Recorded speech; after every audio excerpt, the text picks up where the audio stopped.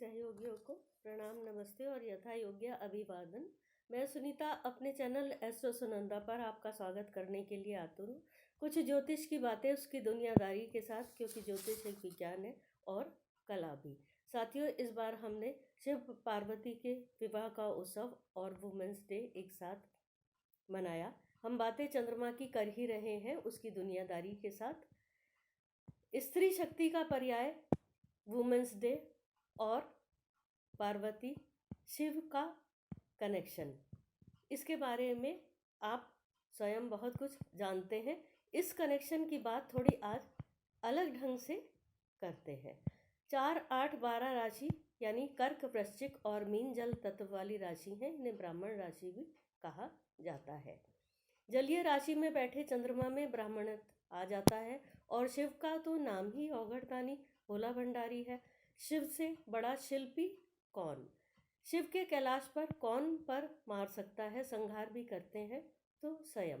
पर स्त्री के प्रेम से पराजित हो गए, पार्वती के प्रेम में परास्त हुए। अर्धनारीश्वर रूप वाले शिव बड़े दानी है। स्त्री भी अपना सर्वस्व छोड़कर कई बार जन्म लेती है।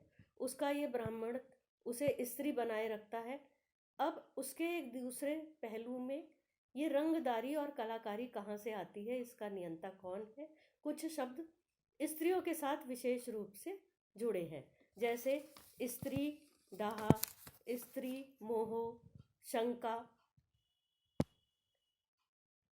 पार्वती और शिव के प्रसंगों पर बहुत सी कहानियाँ हमारी माइथोलॉजी में आपने भी सुनी होंगी। एक कहानी काफ़ी प्रचलित है कि शिव के लाख मना करने पर हठपूर्वक पिता के घर जाना और भेष बदलकर राम की परीक्षा लेना। शिवजी ने माँ पार्वती को बहुत कुछ गुरु के रूप में भी सिखाया, जैसे तंत्र, साधना, ज्ञान, ध्यान।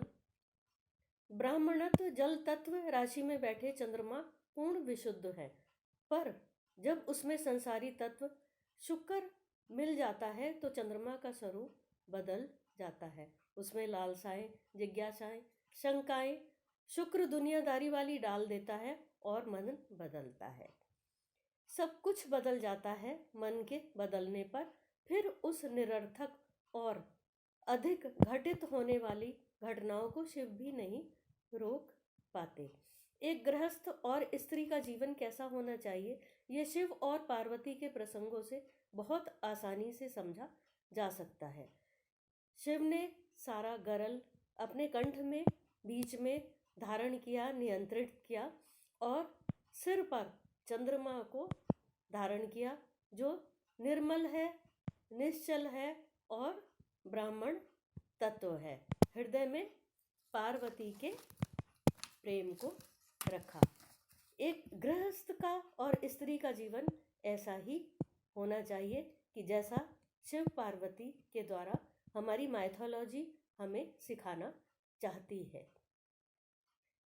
लौकिक सुख, भोग, सौंदर्य, दुनियादारी रूपी शुक्र मन को खराब कर जीवन को विषाक्त कर सकता है। साथियों, वुमेंस डे की पूरे वर्ष भर के लिए आपको ढेर सारी शुभकामनाओं के साथ यहीं पर नमस्कार करती हूँ। मेरे चैनल एस्ट्रो सुनंदा पर बने रहिए। कृपया उसे सब्सक्राइब कीजिए, शेयर कीजिए और लाइक भी कीजिए। तब तक के लिए अगली वीडियो आने तक आज्ञा दीजिए। नमस्कार।